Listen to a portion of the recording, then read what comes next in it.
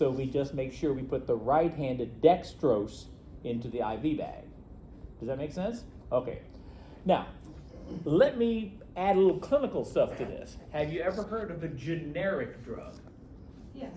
Why are they cheaper than the original? Name brand. Yeah, it's like name brand or off brand. Right, well, the name brand, that's why they jack up the price 1,000 times. But why is a generic still cheaper than the original? Because of fillers. Because the original might be all right-handed, and the generic, they've left them both together. They didn't take the extra step to separate them. Does it matter with stuff like that or not? Sometimes it doesn't matter. Yeah. You know, maybe it's more effective when it's all the right-handed stuff, and less effective when it's a combination of left and right. But if it's cheaper, that's what people say, they want. Does that make sense? When I worked as a pharmacy tech, about the only one that they really watched for name brand on was, I can't remember the medicine that it was now. It can't start with an L. But I know that, the dosage was so specific. Yeah. That if, you know, the same dosage on one medicine would actually hit the body different than the same dosage on the other medicine. Right. So, like, if you'd have people like, I think it was Synthroid was the name brand version of it. Yeah. And they would say, I have to have Synthroid, and in that case, you know, we never tried to talk them out of it because Right. their dosage was probably Yeah. dependent on that Right. formulation. And that could very easily be because left-handed versus a combination of left and right. The dosage is different because your body only grabs the right-handed kind or only the left-handed kind, yeah. And to make it generic, they just cut out that step of separating it, that makes it cheaper, you know. So the 10 steps to make it, 5 steps to make it, you know, that kind of stuff, that's why it's cheaper, okay? All right, now, what's the pulmonary circuit? Okay, from the heart to the lungs and back.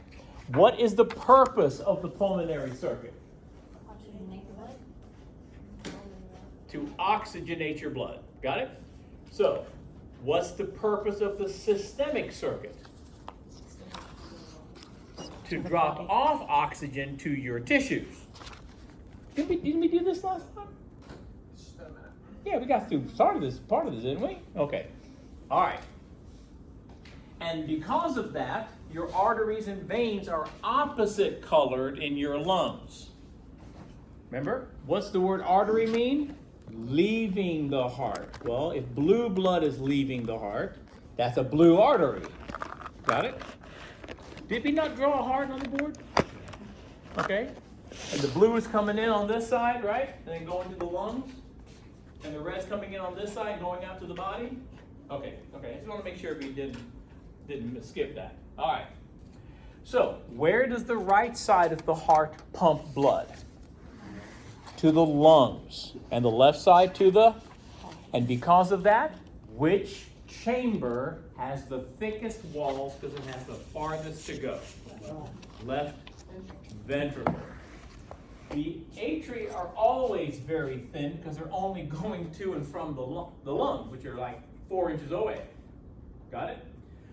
But this chamber has to be the thickest. That's why it looks almost like this. Okay?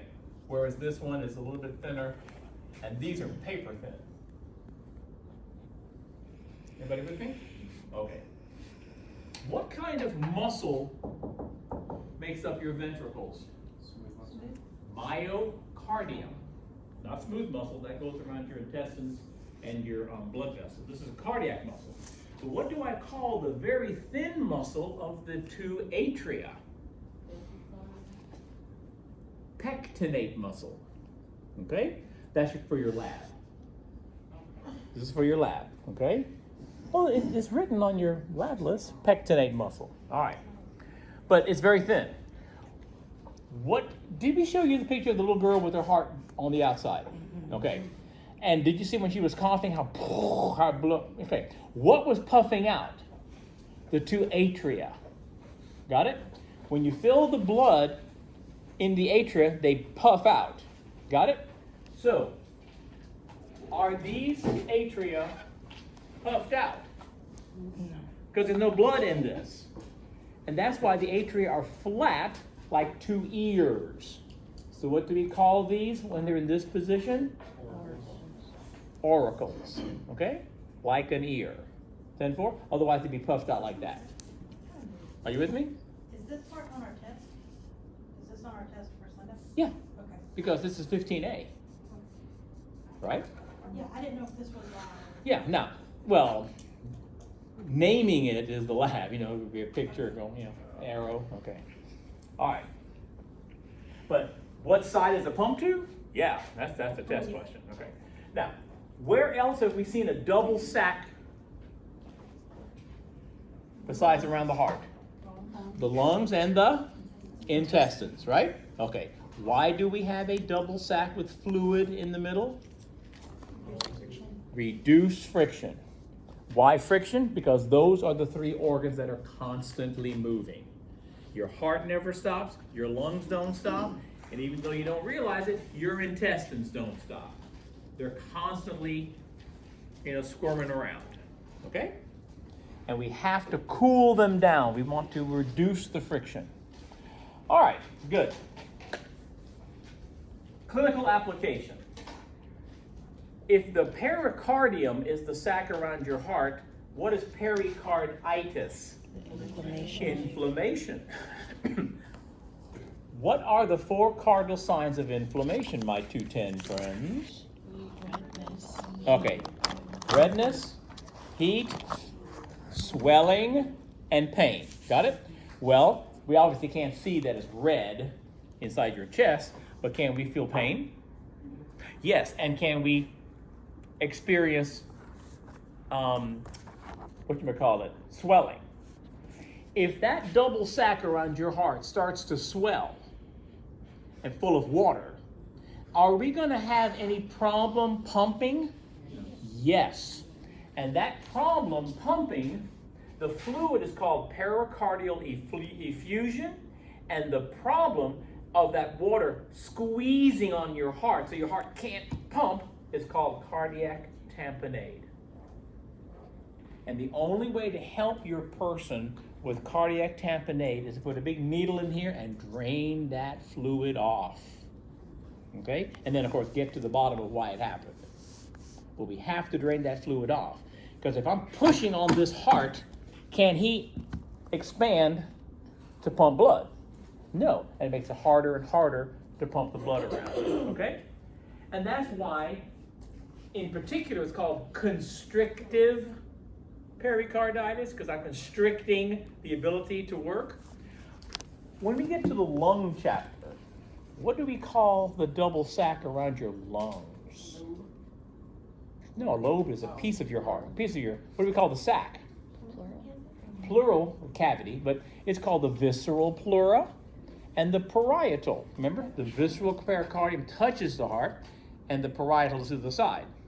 And we know parietal means to the side because what do we call these two bones? Parietal bones. What do we call these two lobes? Parietal lobes, because they're on the side of your head. Okay. Everybody cool? All right. So, if I have fluid around my lungs, would that constrict me from breathing? Yeah, exactly. Okay? We call that pleural effusion.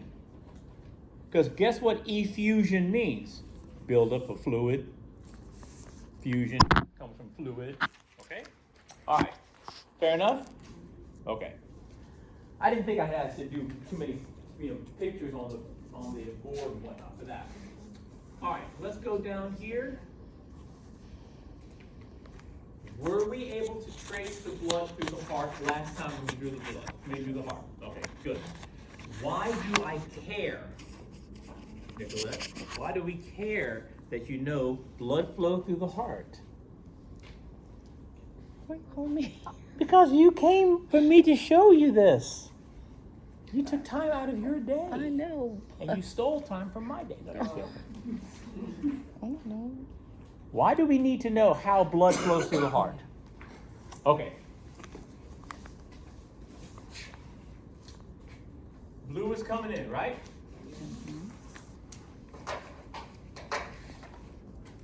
What's this valve? Tricuspid. What's this valve? Mitral or bicuspid. Okay. Blue in, down, and then out. Oops. Arr. Through this valve to the lungs, right? Pulmonary. So what do I call this? The pulmonary semilunar valve. Got it? For the pulmonary trunk. Everybody good? Okay. Who's coming back? Red blood, right? Goes in, goes down, and goes up what? The aorta with its semilunar valve to the body. Everybody with me? Okay. Why is it imperative that you know how blood flows through the heart? From what chamber to what chamber? Because what's keeping the blood in the particular chambers? The valves. And if the valves have problems, which we call an incompetent valve, got it? Now remember, incompetent doesn't mean dumb. Incompetent means you can't complete your task. Does that make sense? So, if I have an incompetent valve, I could have stenosis, regurgitation, atresia. Alrighty? A couple of vocabulary words thrown in there. The most important thing is, if my valves don't close correctly, where is the blood going to end up? Right back where it came from. So, Mr. Weber has a test question that says, if the tricuspid valve is stenotic or not working, where is the blood going to end up? Back in the right atrium. Because if I squeeze this, it'll go back where it came from. What if my aortic semilunar valve is not working? Yeah, I squeeze, whoop, and right back. Got it? We have to close the valves after we squeeze each of these chambers. Got it? Now, we have 4 chambers, but how many squeezes do we do? Only 2. The atria at the same time, then the ventricles. Lub, dub. 1, 2. Got it? Are you with me? So, we have to squeeze this and push the blood through these 2 valves. Now, these valves, because they are between the atrium and the ventricle, are called AV valves. Are you with me? And these guys here, because they look like half moons, are called the SL valves. Okay? Are you with me? Semilunar, half moon. What is going to make the sound? Lub dub. Is it the squeezing of those muscles? No. Is it the opening of the valves? No, it is the closing of the valves. And we have 4 valves, but only 2 sounds. So what makes the first lub sound? The closing of the AV valves. The behind the tri. Got it? And what makes the dub the second sound? The closing of the SL valves. So the first one is these guys closing when? After we squeeze. Got it? And while we're squeezing, we're filling this. Then we better close them before it comes back up. Got it? That's why we slam those shut. Then when we start squeezing this, we open up and we better close it or the blood's going to go back to the heart and not go to where it needs to go. Does that make sense? Okay. So that's why, if I'm asking you, we have a problem with a particular valve, make sure you know in your mind where is that valve located and where's the chamber that the blood just left. Because that's the answer. It's going to go back to where it just left from. Does that make sense? Okay. So I don't want to get too deep in the woods, alrighty? Hey, when you regurgitate, what does that mean? Aha! That's exactly what happens. If this valve is not working, when I squeeze this, it's going to regurgitate the blood back where it came from. Does that make sense? Now, anybody old enough to remember what a stenographer is? What's a stenographer? Yeah. Yes. How do they take notes? Yeah, shorthand. Well, guess what? A stenotic valve, instead of closing all the way, has a little bit of an opening. It's been narrowed. Got it? And a narrowed valve will make a different sound than lubbed up. It might go whoosh, whoosh, whoosh. It'll swish as the water goes through it, the blood goes through it. Okay? What do I call any sound other than lubbed up? A murmur. Got it? Now, sometimes the ends of the valves, since they have to slap together, they basically are made of Velcro, but a biological Velcro that we can't imitate. Okay? It lets go when it needs to, and it puts together and doesn't let anything through when it has to. But if the ends got tough, it goes click, click, click, click, and you can hear that on a stethoscope. Okay? So clicking sounds are also considered a murmur.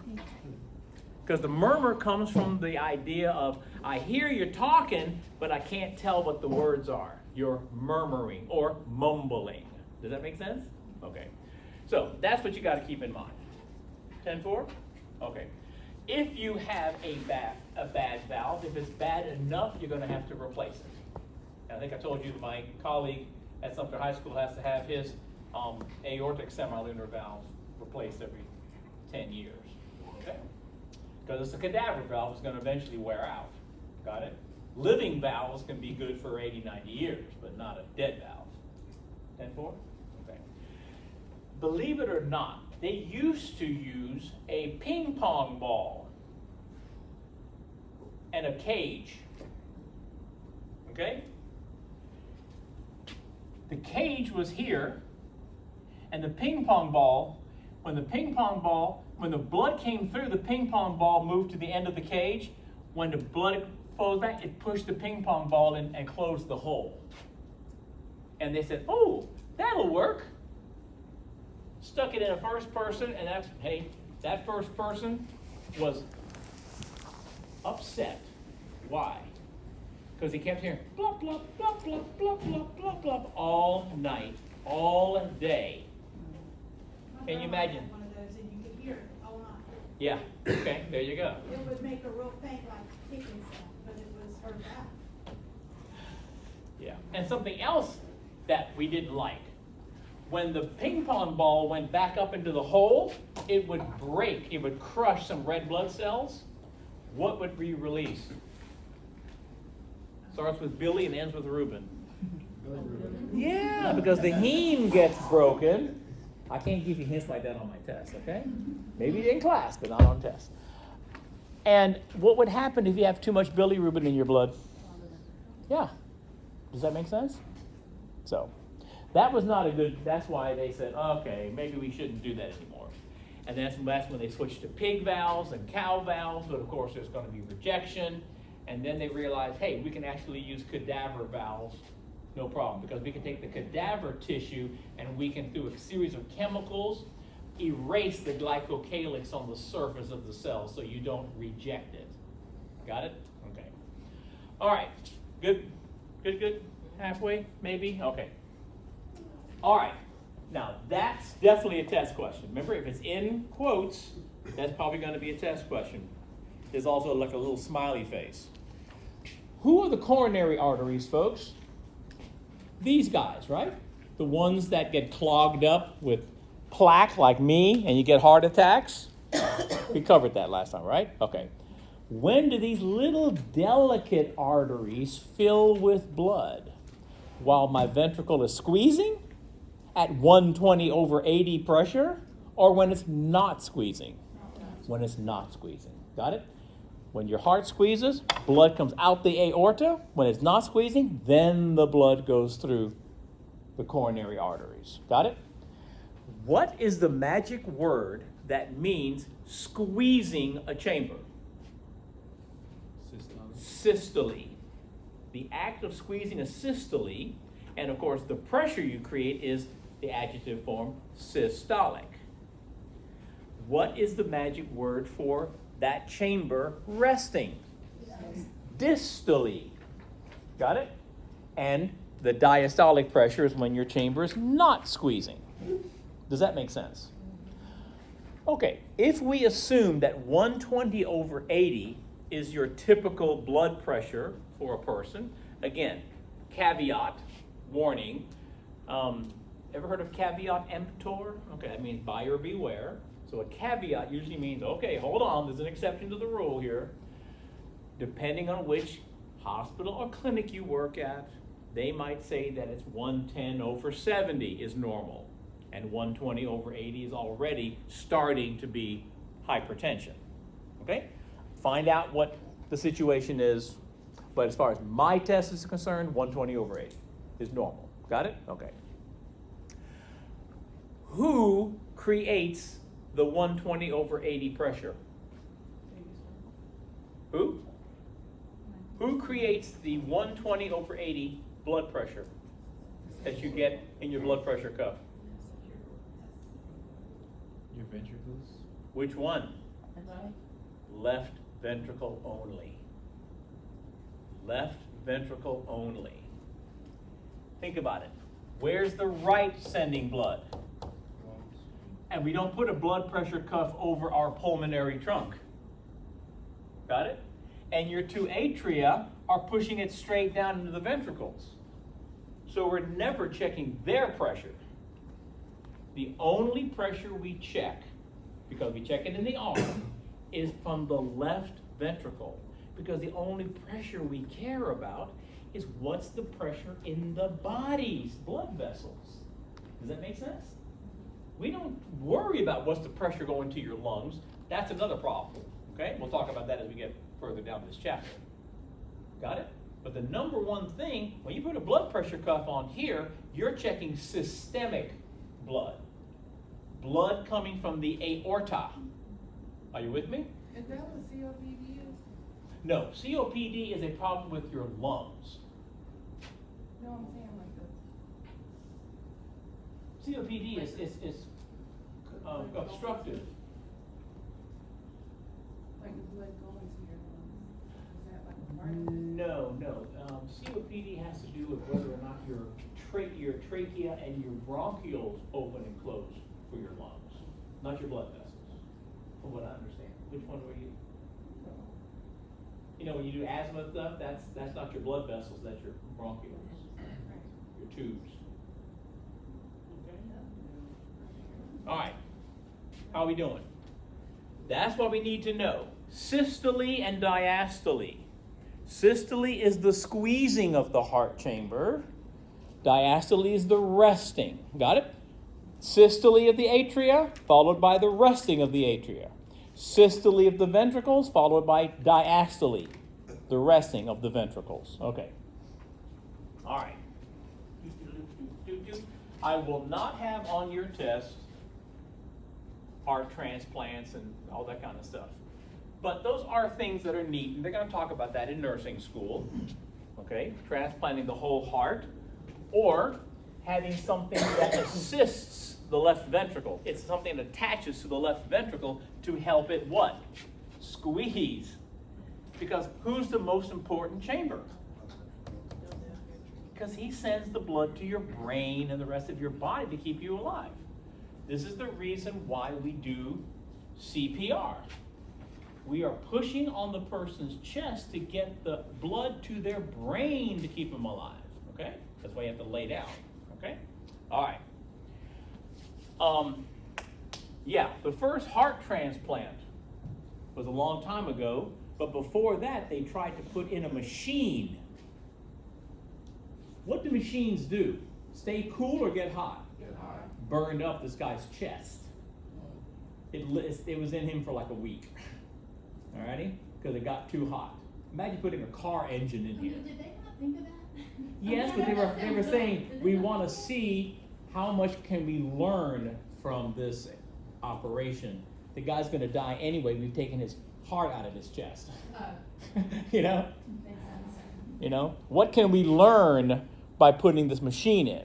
Well, another thing is that machine kept him bedridden because it was attached to a thing that was this big next to his bed, you know, to change out the blood and stuff like that. So they tried to make it smaller. That didn't work too well.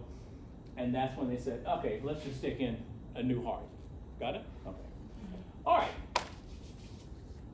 Here we go. Cardiac muscle cells. We have two kinds of cells in the heart. We have the autorhythmic. What do you think that means? Self-running. Who are they called? The pacemakers. Got it? They set the pace. Isn't that what the pace car is in NASCAR races? The car that's in front, all the rest of them have to follow, then he gets off the track and then zoom, they start going? Right? Okay. So, let me draw the electrical system of the heart. Okay? On the same heart here.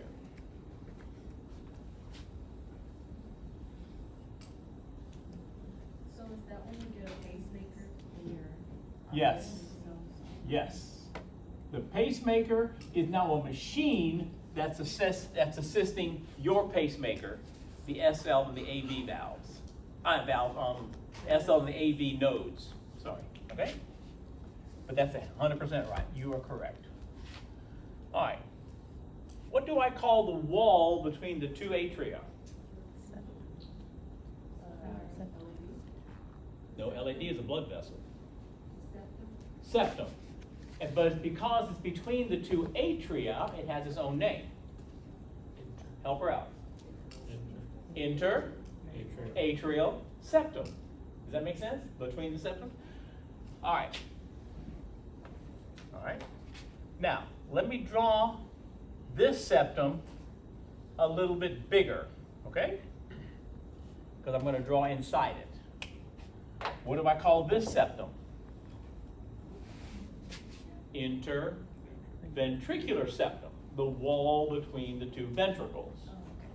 I'm not going to draw it as a straight line because I have to draw something inside it. Okay? All right.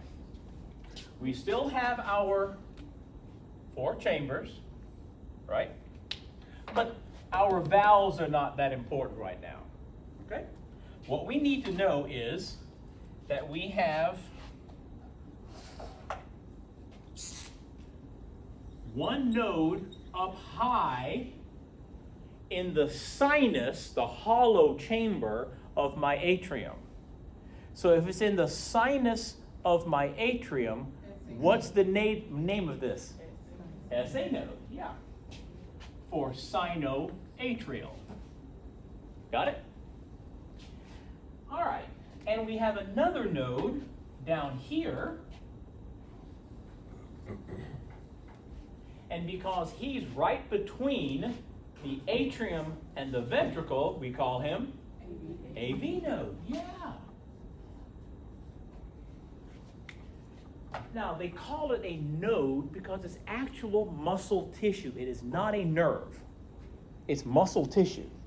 But both of these run themselves. They are what we call autorhythmic. All right? Now, what we need to understand is that the SA node, when he fires, he sends message here and here to cause what? The squeezing of the two atria. That's what the SA node does. He squeezes the atria for us. Got it? And then there is a dope-de-do, 0.1 second delay before the SA node tells the AV node to fire. Look what the AV node does. He sends his electrical signal now down the septum, down what we call the bundle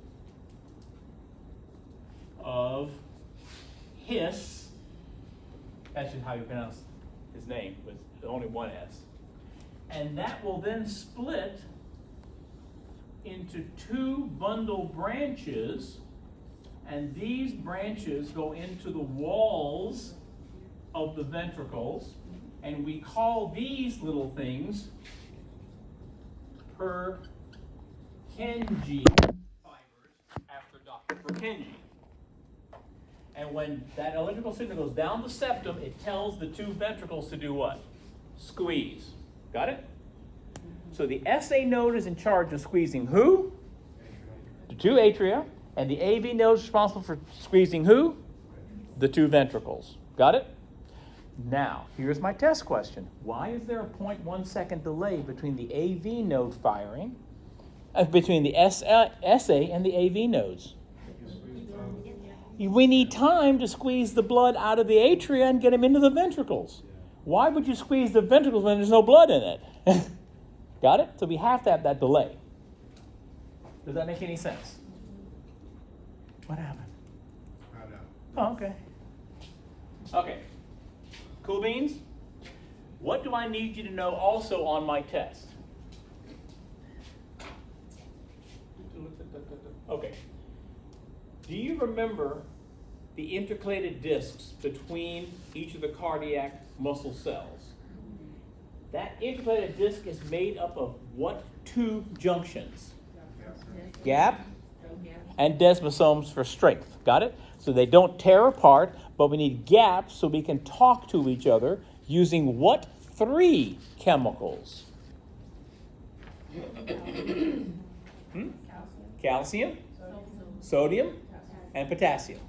See, in these muscles, it's just sodium and potassium. But we have an extra guy, calcium, when it comes to your heart. Okay.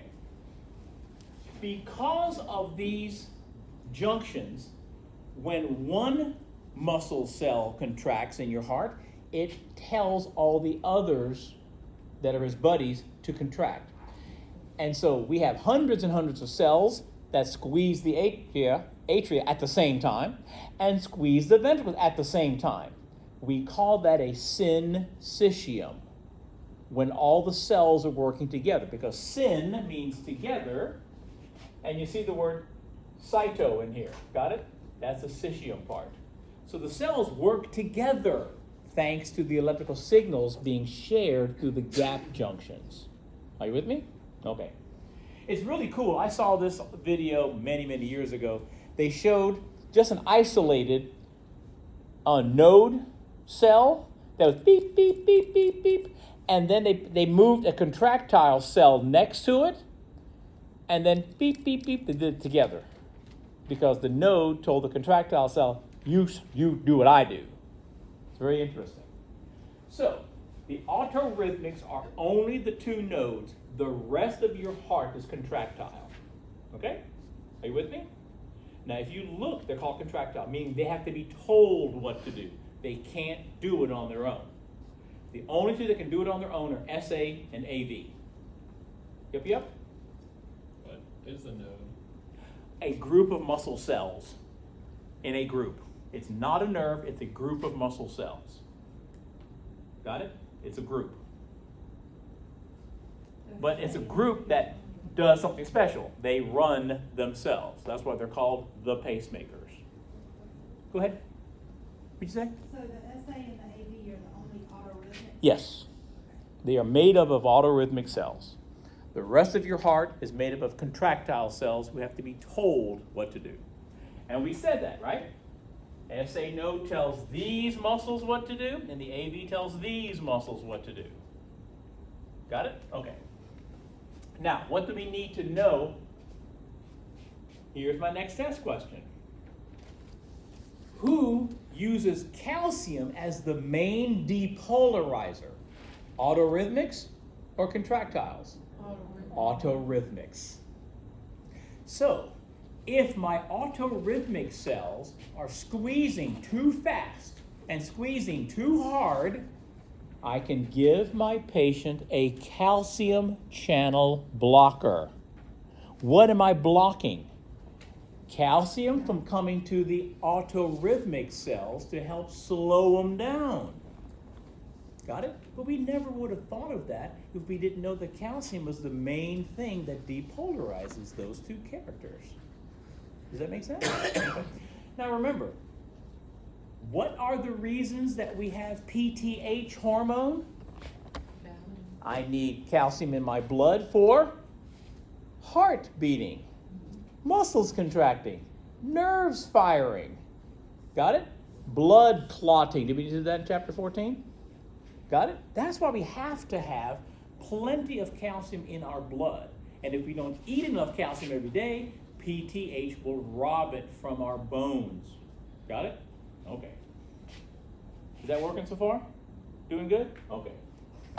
Now, see the next thing? Be able to trace electrical conductivity through the heart. That's what we're doing right here. All right? Okie dokie. I want to make sure you understand what's going on here. Boop, boop. Ever seen that before? Okay.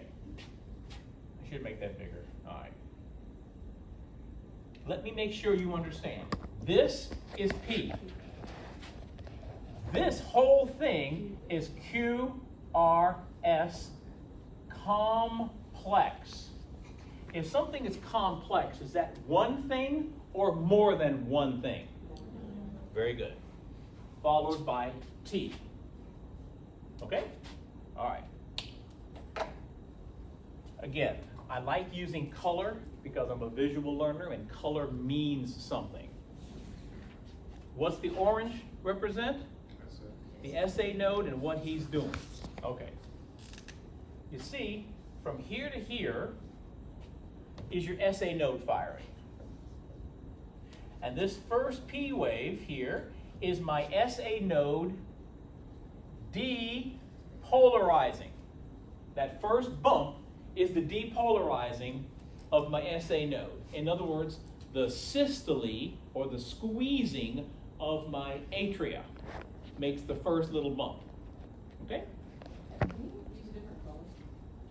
Yeah, we can't see that at all. Oh, sorry. Sorry. Would red help? Yeah. Okay. Do you need this to be done or just that? On your orange over there. Which- Just here? Okay. What is that? So Oh, depole, gotcha. and that's your SA node is firing here. Got it? So where is the repolarization of my SA node? Inside here. My repolarization is inside here for my SA node. Got it? How do I know that? Because it's a... Very good. Now, can you still see the green? Yeah. Okay. What's the green? Maybe. The AV node. When the AV node is firing, he's here. The QRS is the majority of it is your AV node depolarizing, or the squeezing of those two big ventricles. That's why the QRS is so big. Got it? So what do you think the T is? That's the repolarization or the relaxing of your ventricles.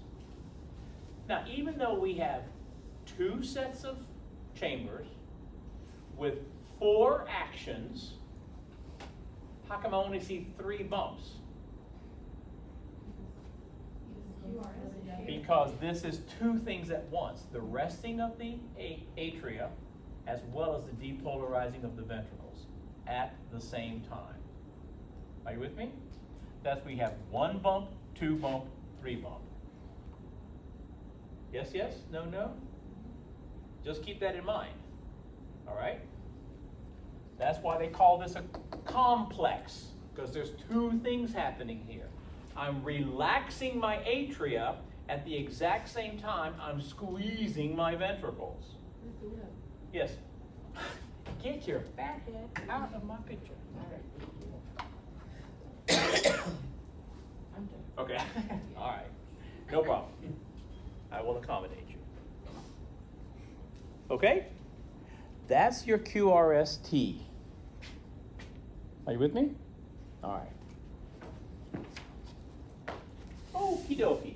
Now, let's make it complicated. I love complicated. Okay? All right. Who read in the book or my PowerPoints or watched my video, how fast does Mr. S.A. Node want to fire? Okay, about 100 beats per minute. That's how fast Mr. S.A. wants to go. How fast does Mr. A.V. want to go? Okay, so about 50. I like to keep things simple. 50 beats per minute. Because I'm trying to get the idea across to you. So I'm not going to fight over, well, it could be this, it could be. No. Got it? 150. Keep it simple. How fast is your heart beating at rest? About 70, right? Between 70 and 75. So let's just pick one number. 70. Okay? Everybody with me? Okay. Why is your heart beat not 100, not 50, but 70 beats per minute? Is that the average between 50 and 100? No. So, what's the answer? Thank you. The vagus nerve. The vagus nerve comes down and he tells this guy and his partner, Mr. Vagus, says, I want you two to cooperate and make it 70. And because the vagus is in charge of your heart rate, what do we call that? Vagal tone. Exactly. Vagal tone. Because your vagus sets the tone for your heart. Are we good? Okay. So, let's go clinical. Uh-oh, somebody cut your vagus nerve. What's your patient's heart going to do? It's going to go to 100 immediately. Why? Because now your SA node says, free at last, free at last. I can do what I want to do. Got it? What if your SA node is damaged? You go straight to 50. Because now your AV says, I'm free to do what I want to do. Excuse me. Does that make sense? That's the three different answers for the three different questions. Okay? But that is exactly what lets us know who's running the show at that particular moment. Okay? All right. Have you ever heard of that, the Aztecs, would rip somebody's heart out and you'd see it beating before you died? That's 100% real.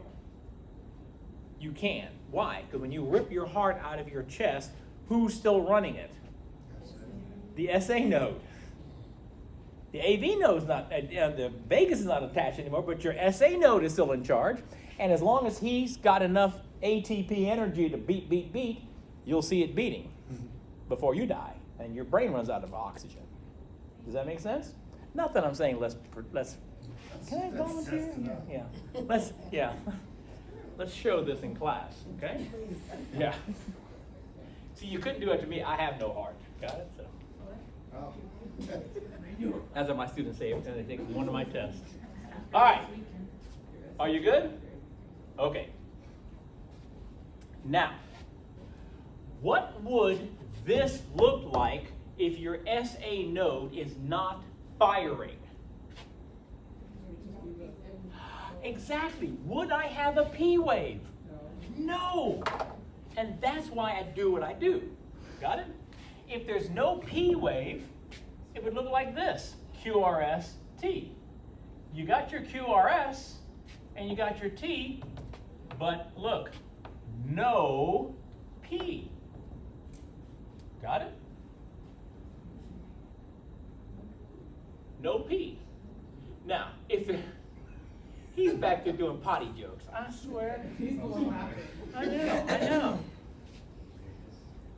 What do I call it if the SA node is not firing and only the AV node is firing? What do I call this with no P? Well, where is the AV node? Between the A and the V. What do I call where two things meet? The junction. Petticoat Junction, right? Okay, you got it. You never heard of that show. Okay. Are you with me? You have? Oh, okay. You have no life. You just sit there watching old cartoons and old TV shows. Okay, just joking. I do too. Are you with me? So we call this junctional rhythm. Because the node at the junction is running the show. Only the AV node. There is no P wave, so the SA node is not firing. You had a question, Kat? Never mind, we're good. Okay. Are you with me? Is that what I said to you on the? Double check my notes. Not that I'm lying to the students here. Just checking. Okay. Are you with me? Okay. Now watch. As the AV node sends its messages down the bundle branches to the Purkinje fibers to make the two ventricles squeeze, what if every other beat we can't get the message down? What if we have a blockage that's blocking the message from the AV node down to the Purkinje fibers in the ventricle? What would I call that? Because if it's total, nothing goes through the ventricles and you're dead. So what do I call it if only every other message doesn't go down? Partial heart block. Are you with me? Partial heart block. So I'm going to draw that here. P, QRS, T, P, QRS, T, P, nothing. P, QRS, T, got it? P, nothing. Are you with me? What am I missing? P, there's another P, QRS, T. What am I missing? Yeah, I am missing, yeah, every other QRST. And why am I missing it? Because my AV message can't make it to the ventricles to make them depolarize or repolarize. Got it? Now we call that a partial heart block because if this was completely blocked, I'd be a flat line after this. How long is that patient going to live? Not very. That's total blockage. Got it? And when we say blockage here, make sure you understand I'm blocking the electrical signal, not the flow of blood. That's a different kind of blockage. I'm blocking the electrical signal from making it down. What blocks the signal? We don't know. It could just be some damaged muscle tissue. Okay? So, what do we do for this patient? Yeah, we can give them a pacemaker, and the pacemaker is going to have one electrode in the AV and one electrode in the bottom of the ventricle. So if it detects that the AV is firing, but the message is not making it down, we electrify the bottom of the ventricle to make it squeeze.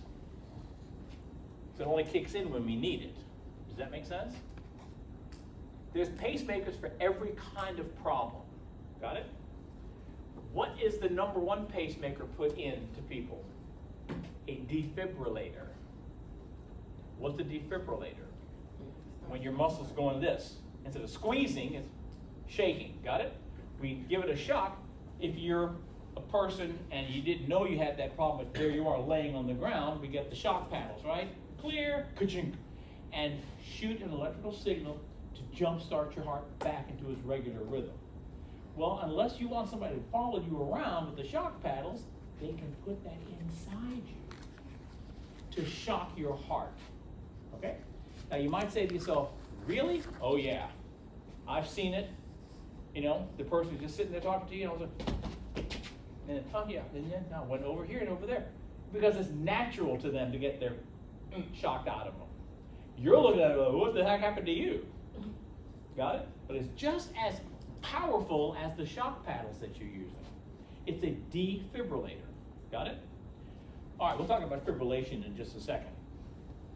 Does it make sense that this is what it's going to look like? Normal followed by P missing the QRS. Normal, P missing the QRS. Got it? See how different that looks than this one? Okay? Partial heart block. Oh, sorry, I didn't write that down, did I?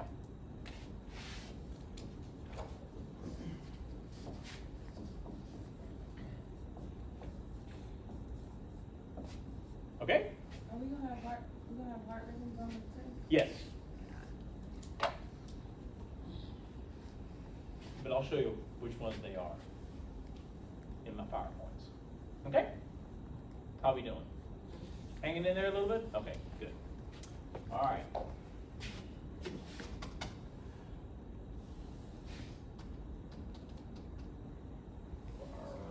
Sorry, gotta log back in. All right.